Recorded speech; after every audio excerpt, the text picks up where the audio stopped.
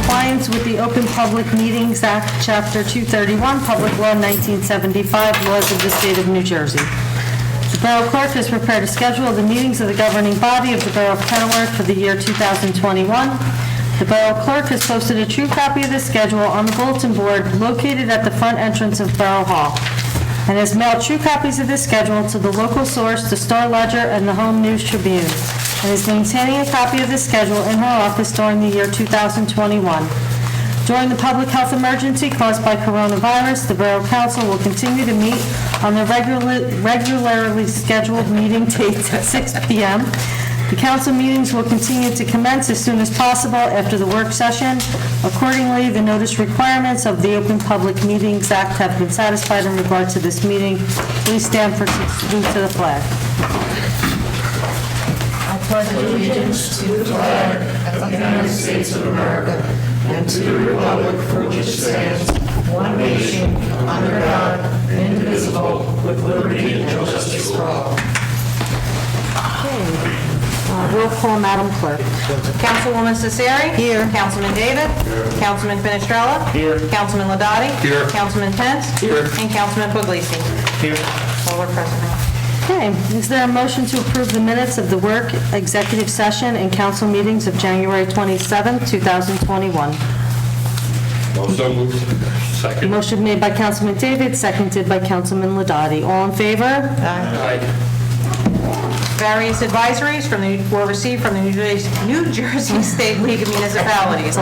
In the Comcast rights-of-way fee was received for 2020, and the department reports for the months of January were also received. Okay, is there a motion to accept communications and reports? Motion. Motion made by Councilwoman Cesari, seconded by Councilman David. All in favor? Aye. Okay. Kenilworth currently has a total of 757 COVID-19 cases that are being reported to our health department.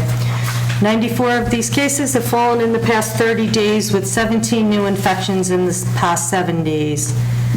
In the past month, Kenilworth has been ranging between 20 and 30 new cases per week. I urge all residents to please follow all protocols to keep yourself and your family safe.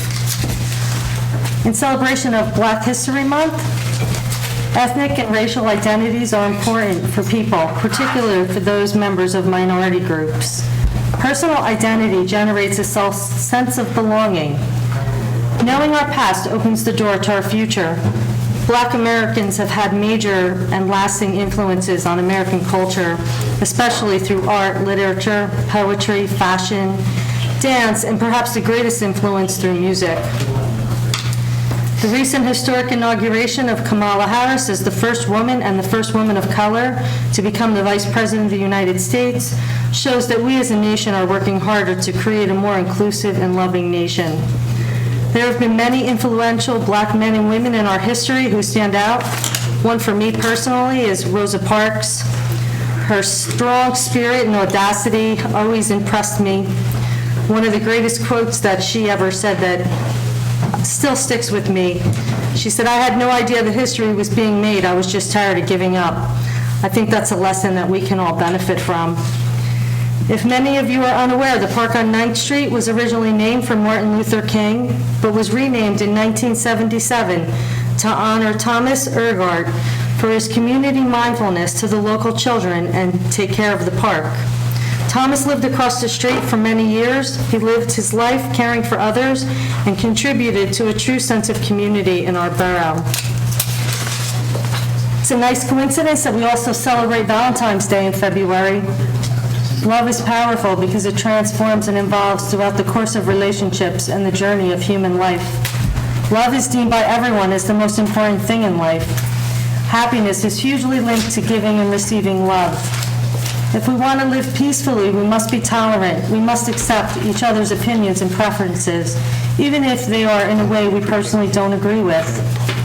Many of us think that if we believe something to be true, we should proclaim it to the world and never stop, even when we begin to wear down relationships. The more we let that happen, the less peace we have and the less happy we become. Let's spend our time loving and helping people. It is vital that we as a community develop a commitment to being respectful and understanding of others. Also for Valentine's Day, the library is offering a free Valentine's Day craft for ages 6 to 8 when you check out a book. Residents who are interested in participating must call the library at 276-2451 to reserve their craft for curbside pickup. You may have read the news article regarding the sad incident of Judge Teresa Mullen in our St. Teresa School. Less known is that the prestigious Supreme Court Committee on Judicial Conduct, which conducted the investigation, praised the work done by our own police department. In addition to Chief Zimmerman, Detective Grady, and Patrolman Kaverick, they were praised for their good judgment and their credibility. As was said to me, these men can tell their grandchildren someday of the high praise that was given to them by our top court. Congratulations. I would also like to commend our Senior Director, Kathleen. During a recent Union County Community Development Administrative Committee meeting, she was praised for her diligence and performance. On behalf of the Borough, please accept my sincere gratitude for your service, especially for our senior community.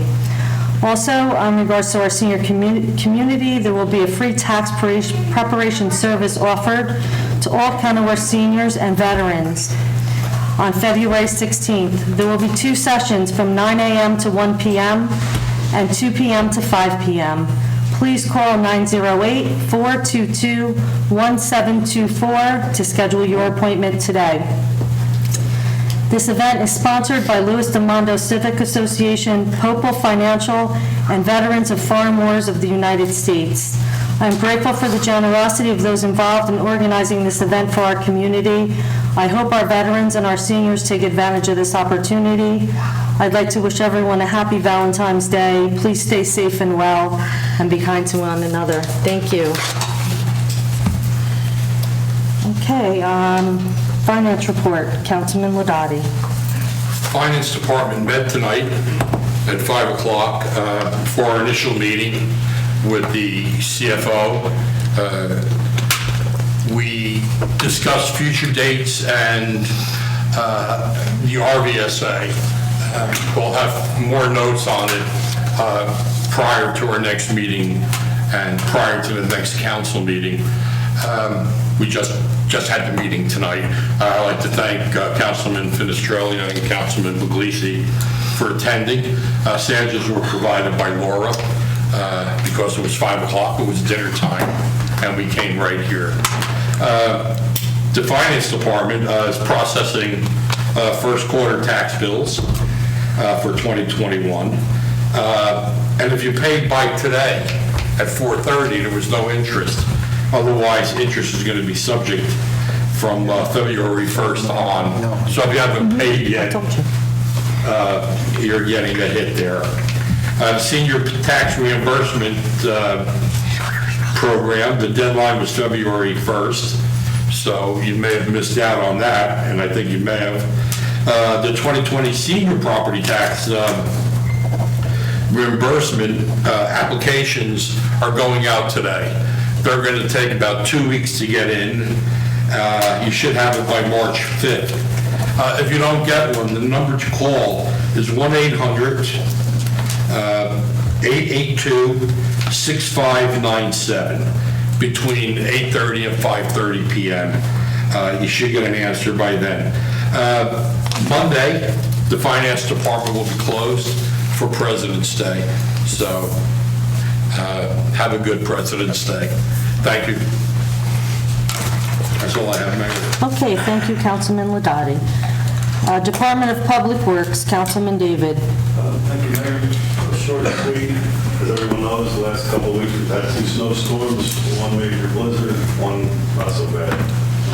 Just to let all the residents know, the streets are still to be a little better as far as car removal. There's cars that are still snowed in. I suggest all residents try to clear them out so that the DPW can do a better job getting curb to curb. I've had plenty of time to move your cars by now. The DPW workers did a great job, I thought.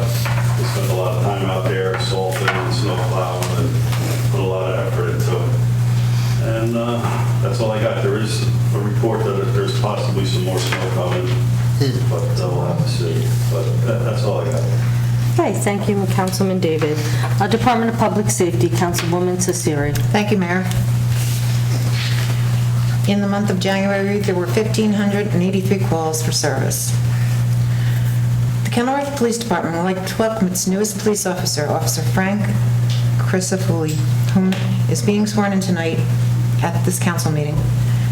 Frank grew up in Newark, New Jersey, and moved to Kenilworth when he was 18 years old. Frank's uncle was a Newark police lieutenant who influenced and inspired him to become a police officer. His law enforcement career began with the New Jersey Department of Corrections as a state corrections officer in 2014, and he transferred to a police officer position with the East Orange Police Department in July of 2019. Frank stated that he has purchased a home here in Kenilworth and values being a member of this community. January 31st, we had a DWI accident. Officer Felipe responded to that, and the Kenilworth accident, along with and there was an active $1,000 Kenilworth warrant. February 6th, Officer Anthony Tanks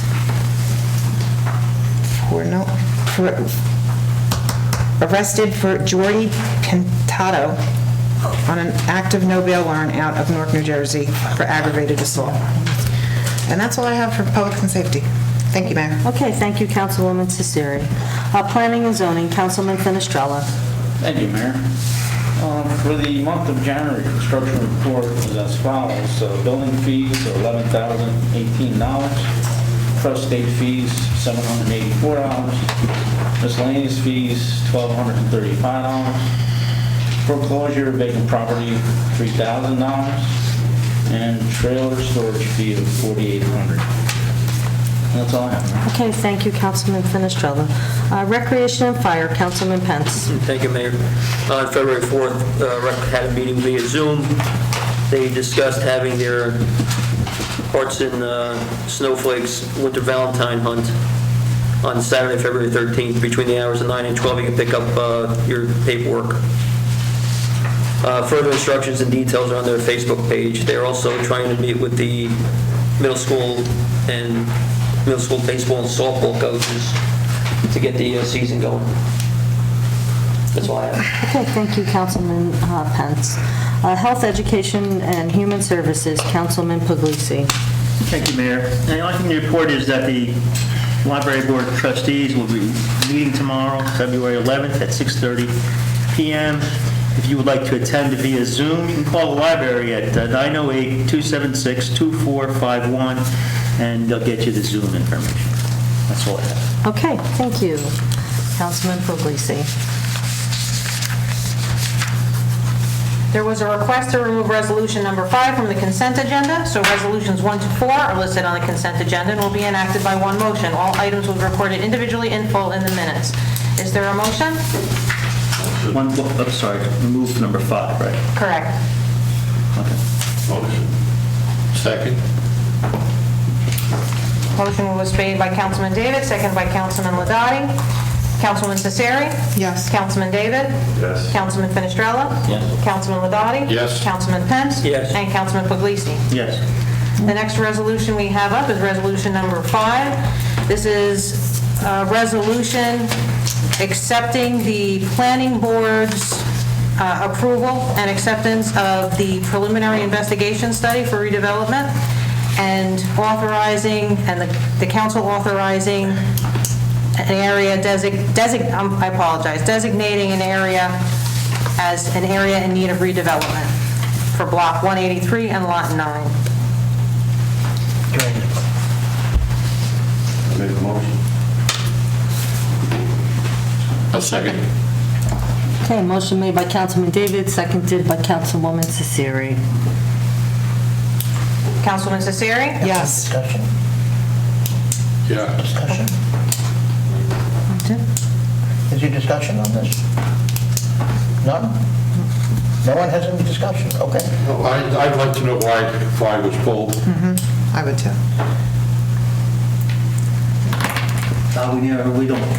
We never get consent to put it on the consent agenda, number 1. And number 2, I think our point is pretty clear who's now voting against it. All right, well, I made a motion to move on this, so let's take a vote and get it over with. Right, let's go. Councilman Cesari? Yes. Councilman David? Yes? Councilman Finestrella? No? Councilman Ladati? Yes. Councilman Pence? No. And Councilman Puglisi? No. We have a tie, Mayor. Yes. Mayor's breaking the tie. Resolution passes. There are no ordinances this evening, ma'am. Okay. Is there a motion to approve resolution? No, I apologize, that shouldn't be on there. No? We're down to the oath of office. Oh, okay. At this time, I'd like to call up Officer Frank Christofili for the oath of office. I'm doing it? Yes, and there's two up there, Mayor. You can have him sign both of them. During the good vote, I'm going to ask you that, Mike. Yeah. Yeah. Practice out of this. They get younger, don't they?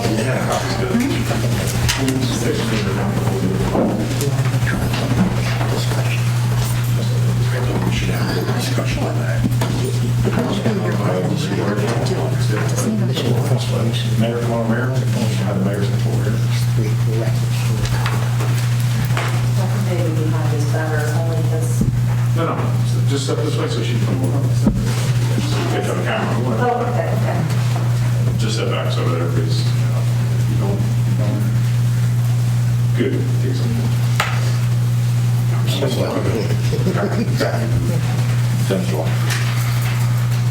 I, Frank Christofili, I, Frank Christofili, do solemnly swear do solemnly swear that I will support the Constitution I will support the Constitution of the United States of the United States and bear true faith and bear true faith and allegiance and allegiance to the same to the same and to the governments and to the governments established established in the United States in the United States and in this state and in the state under the authority of the people. under the authority of the people. I do further solemnly swear I do further solemnly swear that I will faithfully, I will faithfully, impartially, impartially, and justly and justly perform the duties of police officer of the Kenilworth Police perform the Department duties of a police officer for the Kenilworth Police Department according to the best of my ability, according to the best of my ability. so help me God. So help me God.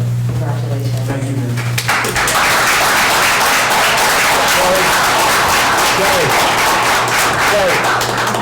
We need to do an investigation. The cops are looking too young lately. I don't know. They look very young.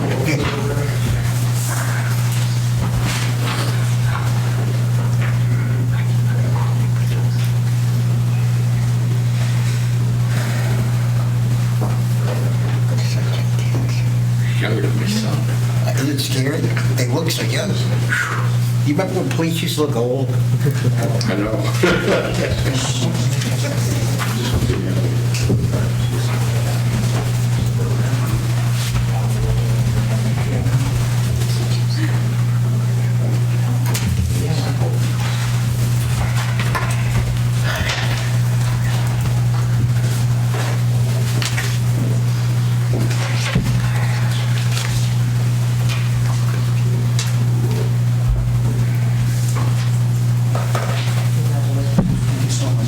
Congratulations, officer.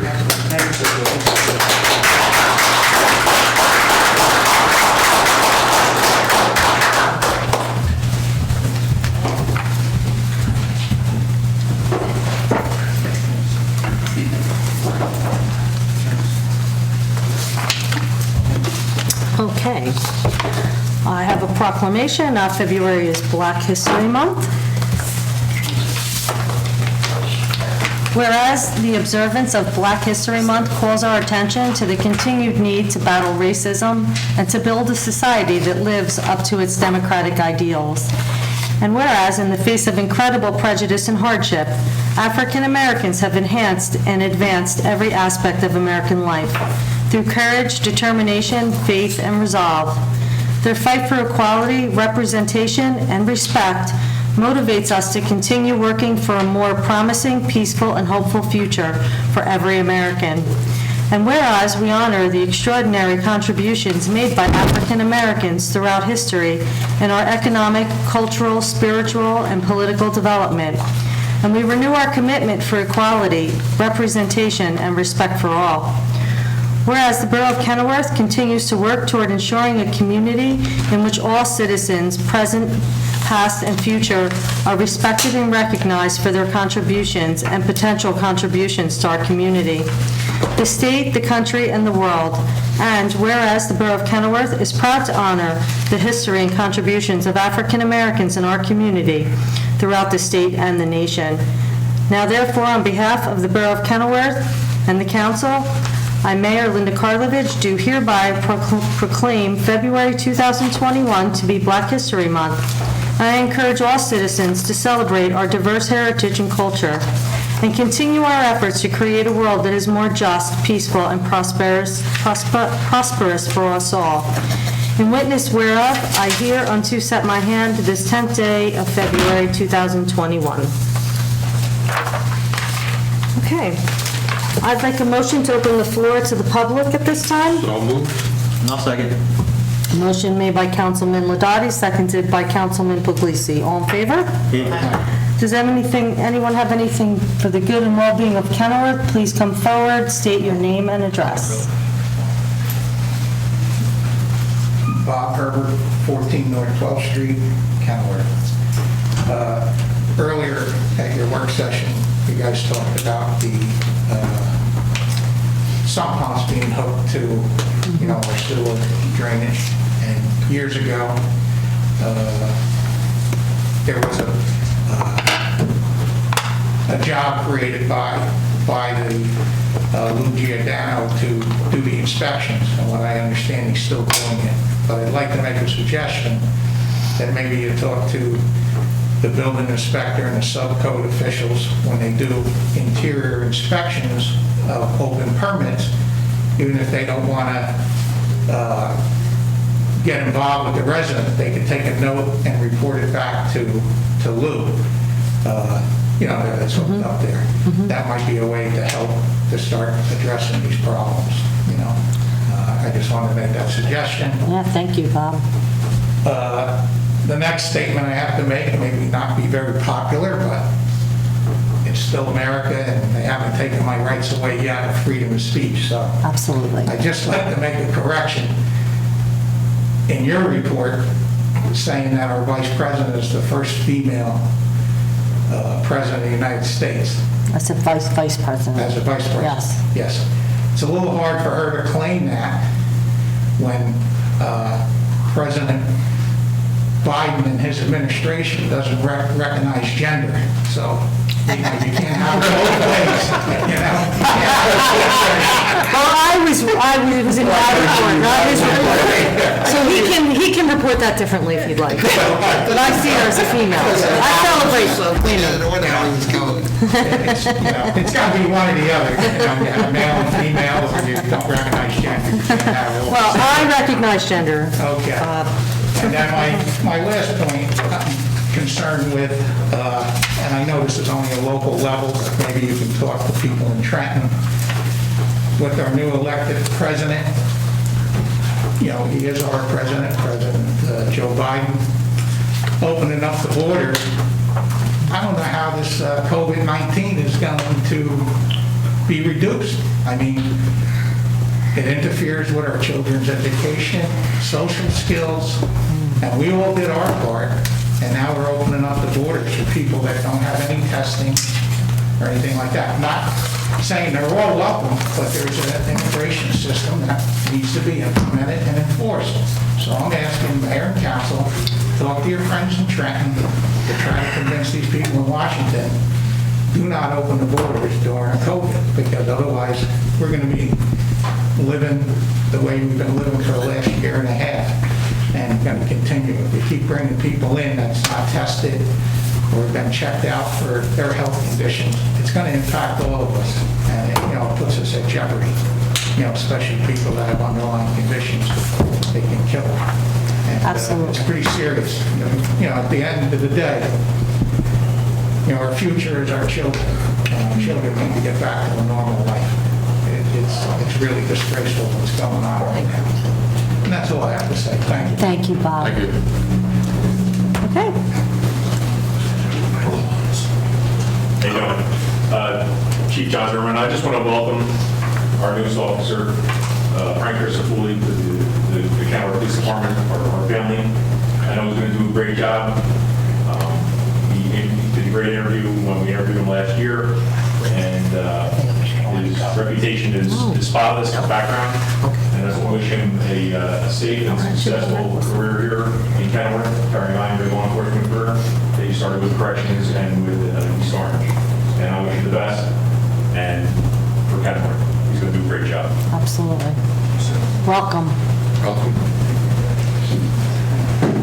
All right, I'll do it. Okay, does anyone else have anything to add? Mayor, I would ask at this point, because we did invite Mr. We're still in Mistretta, public, oh, okay. I would ask that Mr. Mistretta come up. Frankly, and I'll talk to the governing body members, an adverse vote tonight is disappointing and maybe reckless on the redevelopment plan, and I'm hoping that all in the community will listen carefully to what Mike has to say. Mike's an expert in this area, and Mayor, we'd asked him to come in. I would just ask that he briefly summarize where we go now that the redevelopment plan has been adopted. But it truly was disappointing.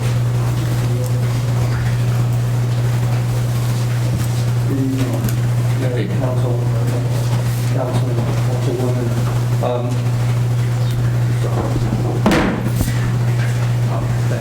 My name is Michael Mistretta. I'm a licensed professional planner. I work for Harbor Consultants. I'm your consulting affordable housing planner, and I represent the council.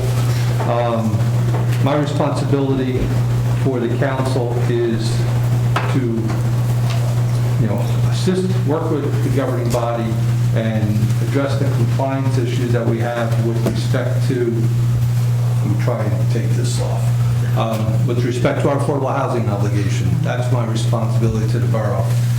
The redevelopment study that was in front of you this evening declared one piece of property as an area in need of redevelopment. And that was the very first stage of a redevelopment process that is intended to move that project forward so that the town can move forward with the next step, which is a redevelopment plan. The redevelopment plan is essentially a mini master plan, if you will, that will create a zoning and design standards for this property for an inclusionary housing project. And what is that? That is a project that includes a mixture of market rate units, market rate family rental apartments, to be very clear, and a mixture of low and moderate and very low income affordable units that are mixed within the project. I've been working on this project for this one particular property now for going on 4 years. It has culminated in a negotiation that has put this property in front of us now to, the next step is to adopt a redevelopment plan. Why is this so important?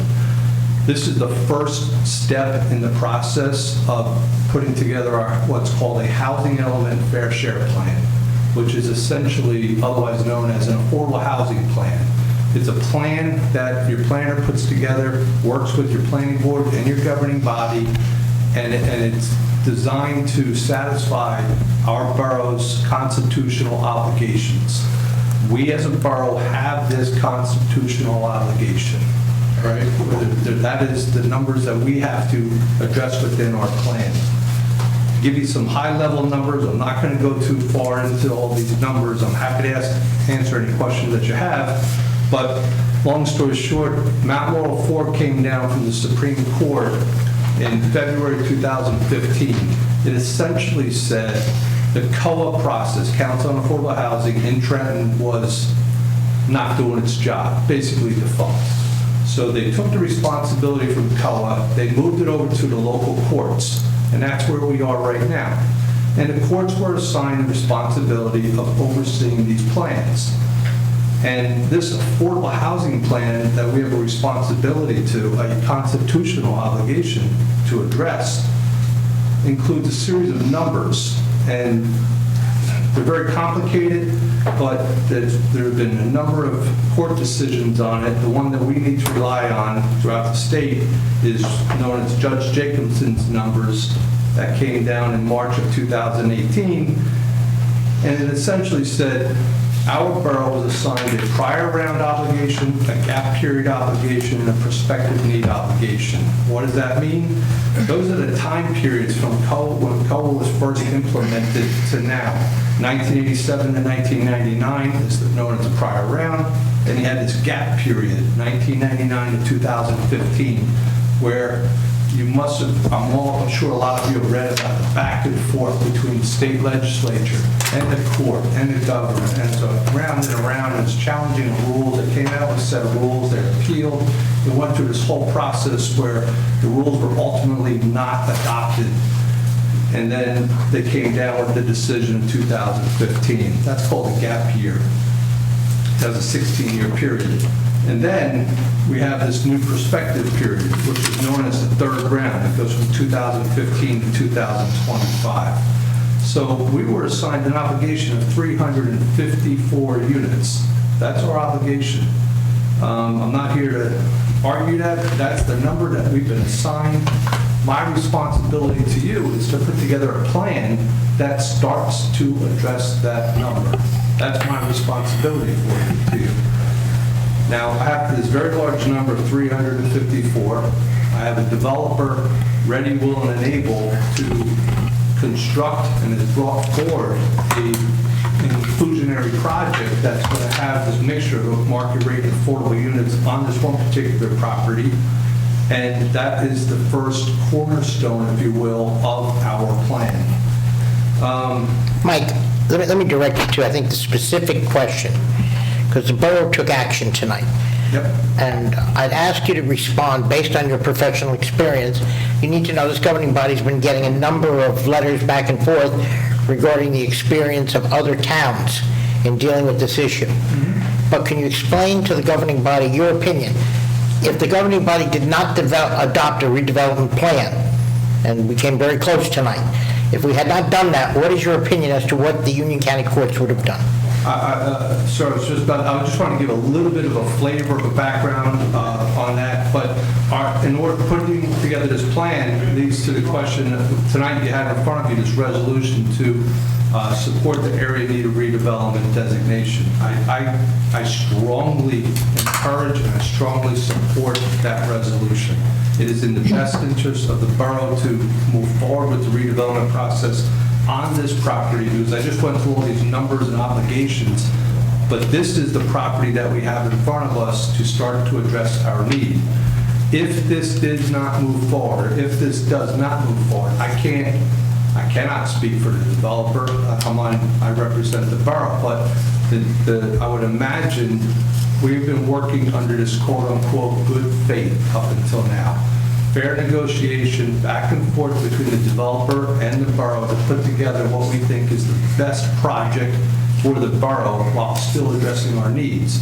To answer the question, if we don't move forward with this, what would happen? Somebody else should answer that question rather than me, because the developer or one of his representatives, but I would imagine that our next step is, instead of having this presentation tonight in front of this council, we were going to have this conversation in a courtroom. Well, let me make it simple for you, Michael. If in fact a plan is not developed, would you briefly explain to this governing body how a court-appointed special master would affect this borough?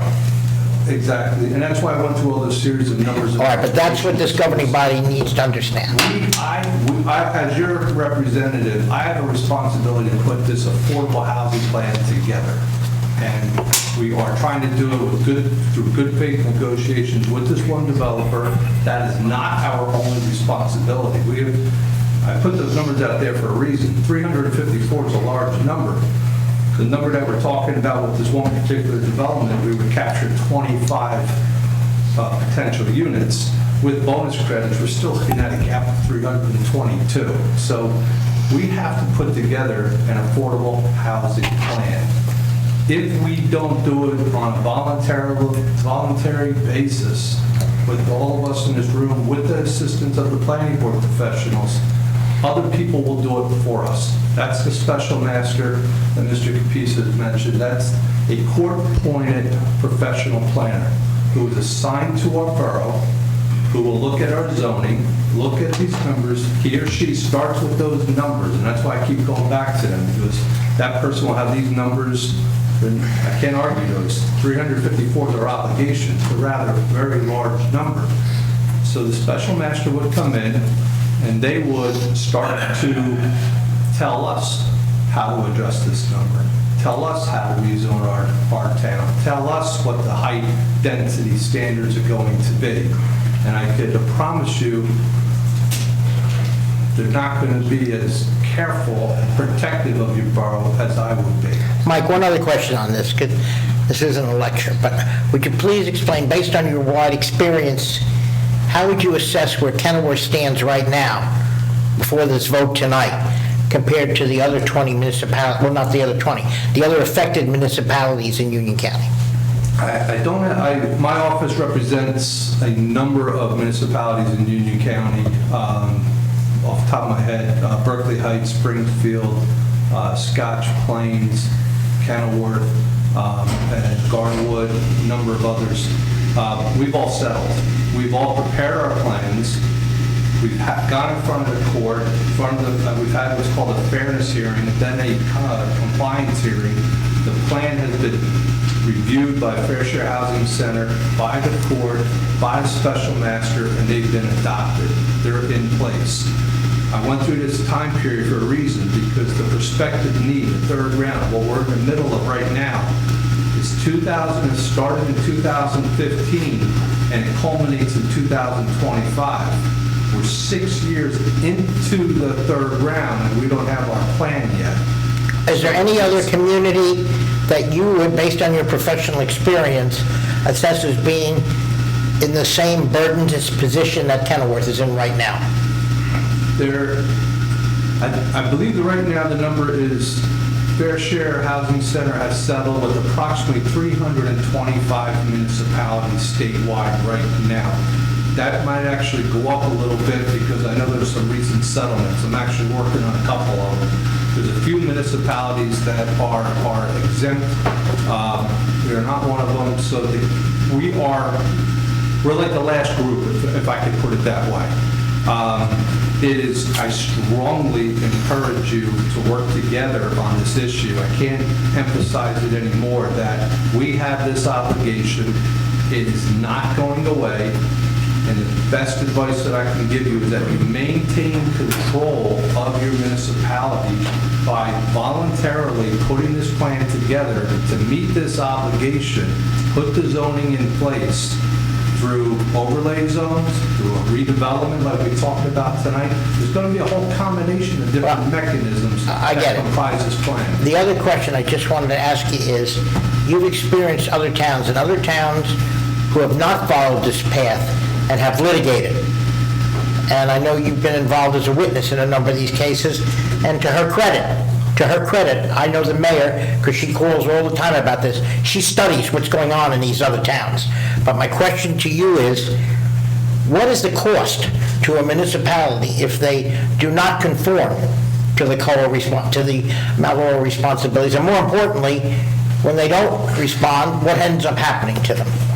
Well, first of all, I feel like a deposition. you're I do, I feel like a well, but this is not a laughing matter. No, but It's not a laughing matter. it's a very... no, it's not a laughing matter. Let's, Go ahead. someone has the floor. The bottom line is, we would be found to be non-compliant. There's a potential that this governing body, along with our planning board, would start to lose its zoning power, at least over this affordable housing plan. Other professionals would have a large influence or take over that responsibility.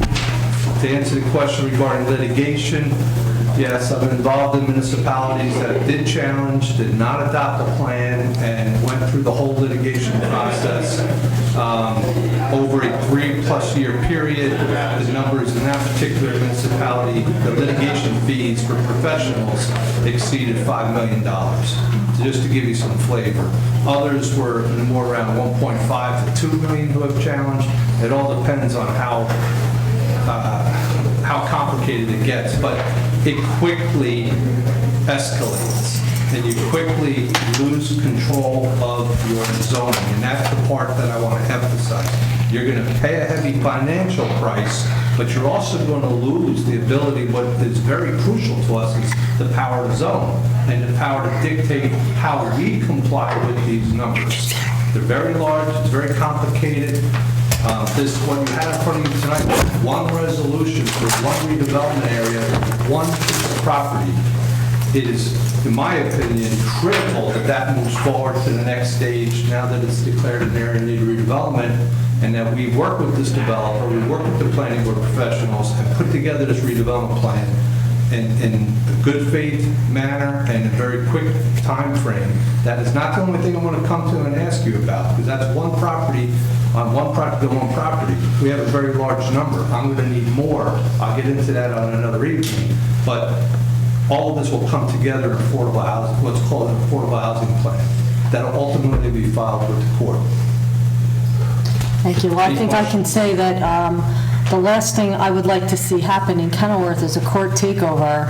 It's very irresponsible for our governing body to do something like that. And I agree with what Mr. Mistretta is saying. I have studied this. I have watched it in Cranford, Springfield, over and over. Fort Lee. These builders' remedy lawsuits and the town loses every single time. I can't name one town where they have won. And I think that we have to be responsible to our community and for the future of what's going to happen in this community. I'd like to point that out really clearly because I know what can happen, and I saw it, and I've been reading about it for 20 years. Thank you. You're welcome. Thank you. Any questions? Well, you said that we need to have 300 and some odd units to be compliant. This is only going to remedy half of that. Not even. How are we going to go forward with finding space to build? Well, our town, it's a great question. Our number is 354, but we're what's called a developed municipality. We're a built-out municipality.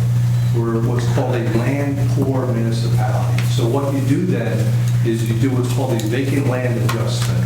And you look at all the property in the town, and you look for opportunities where we could bring in overlay zoning or other mechanisms that would be put in place on top of our existing zoning to collect what's called an unmet need, which is we don't have the land, we have this big number that the court assigned to our town, but we're developed. We don't have all this vacant land like some of the more western municipalities.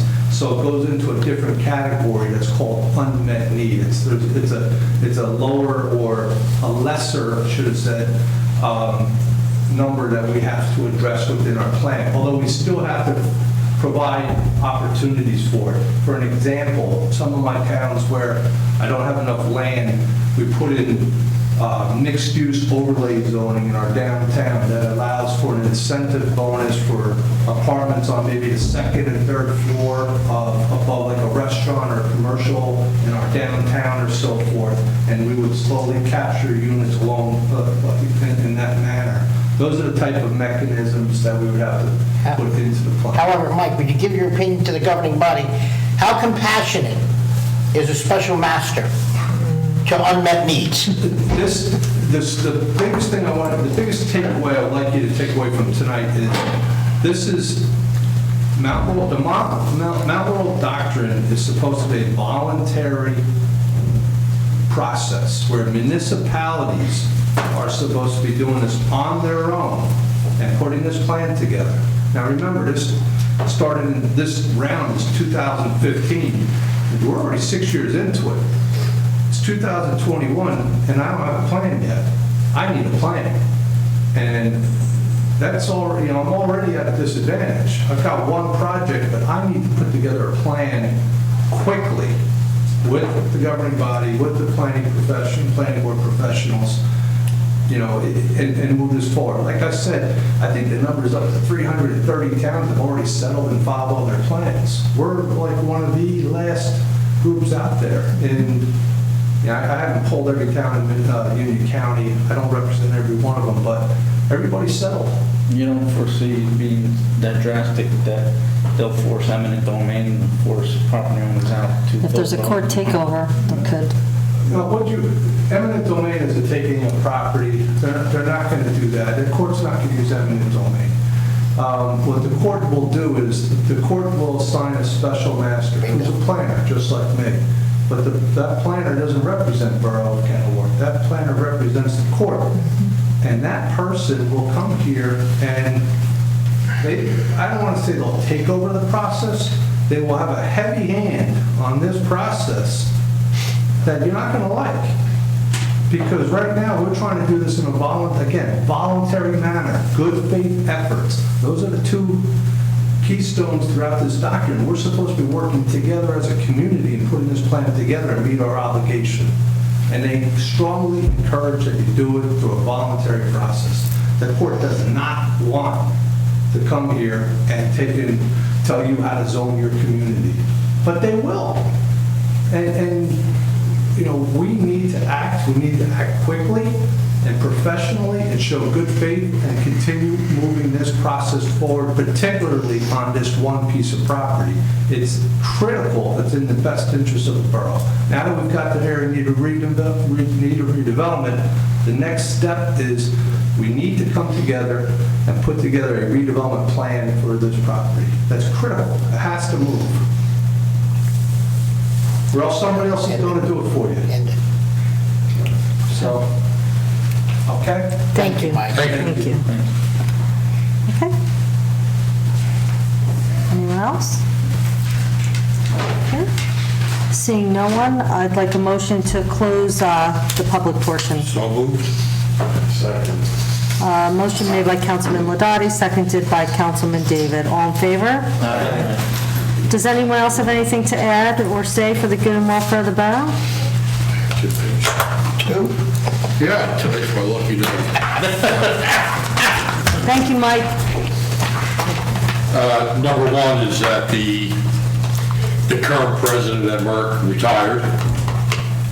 They have a new person in there, and I can get you that name tomorrow. But maybe we should send a little letter of congratulations and invite him to Barrel Hall, or we can go there and meet him to see where he's coming from. I've already done that. I heard he's pretty straight-laced, so.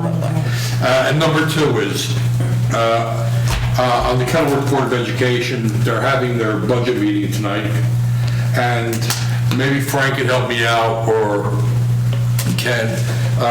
We talked about Chapter 78, the new revisions, as of July 1st, and teachers opting out of that, which is probably going to cost the borough probably like $250,000 Easily. just on that aspect. So I think we need more information, and I think we do need to sit down with the Board of Ed, because 53% of our budget, the town itself, is going to the school. And I know we can't do anything about their numbers, but we can talk to them about it and try to help us out. We've had a bad year with the pandemic, and I know they have also, but we do need to sit down with them, and we do need to find out why towns are making out with this new revision to 78, and what's happening with Kenilworth, and why we're not going to talk about fair share of the pot. So if we could do that, I'd appreciate that. And if we get back to the council on that. Okay, I wanted to just circle back, referring to the engineer's report about the recommendation to proceed with the sewer work, with the health issue on... Yeah, I'll make a motion that we go with his recommendation. I'll I second, okay. Okay, a motion made by Councilman David, seconded by Councilwoman Cesari. Councilman Cesari? Yes. Councilman David? Yes. Councilman Fenestrella? Yes. Councilman Ladati? Yes. Councilman Pence? Yes. Councilman Puglisi? Yep. Okay. I just wanted to add that at our last meeting, Dr. Foreman was mentioned to be the president of the Board of Health, and actually the president of the Board of Health is Randy Mascaritolio. Sorry, I'm sure I pronounced his name wrong. But anyway, I just wanted to state that, that he had mentioned to me that we had the wrong information. Okay. Just one thing, Mayor? Yes. Just asked to announce a clothing drive. Oh, that's The nice. David Braley High School class of 2022 will be hosting a clothing drive on Saturday, March 20th, from 8 a.m. to 11 a.m. at the Harding Elementary School parking loop on the boulevard. For the closing drive, they will accept all gently worn clothing of all seasons, men's, women's, and children, all accessories such as belts, shoes, handbags, ties, backpacks, etc., linens, blankets, tablecloths, curtains, and towels. But they will not accept books, electronics, appliances, furniture, dinnerware, sportswear. It's essentially a clothing drive. You can actually just do a drop-off, so you don't have to get out of your vehicle. Just open up and leave the what they call the hefty bag, I guess what we used to call them, full of clothes. And as I know from my experience, they sell these clothes by the pound to these used clothing facilities. So the heavier the pants, like jeans, the heavier the jacket, the more money it comes and brings to the school. So if you guys can make that again, that's March 20th from 8 a.m. to 11 a.m. And it's for a good cause. It's for the David Braley High School class of 2022. Okay. Thank you. Thank you. Okay, anyone else? Okay, if there's nothing else to be brought before the council, I'll entertain a motion to adjourn. Second. Motion made by Councilman David, seconded by Councilman Ladati. All in favor? Aye. All right, excellent. Good night, everyone. Thank you. Thank you. Good night, everyone.